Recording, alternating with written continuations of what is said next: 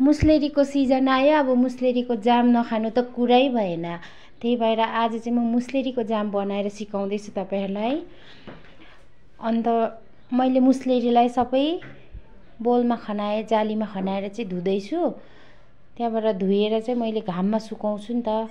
त्यो सबै धुको पानीहरु चाहिँ सुक्नु पर्यो नि त।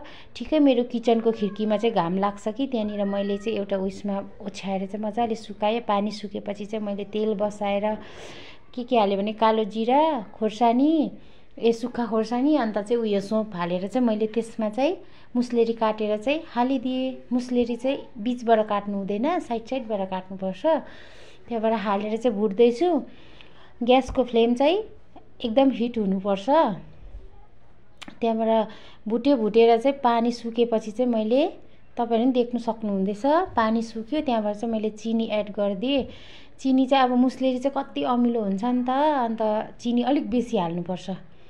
चिनी अलिक बेसी हालेको बित्तिकै हेर्नुभयो तपाईले रङ कस्तो मजाले आयो।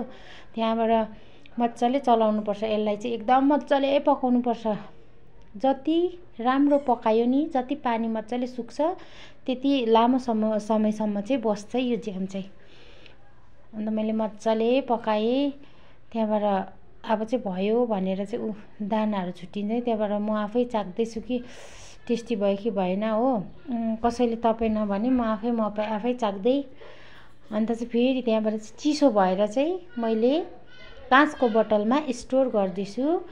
अन्त यो चाहिँ आरामले खान सक्नुहुन्छ 2-3 महिनासम्म राखेर। Thank you for watching.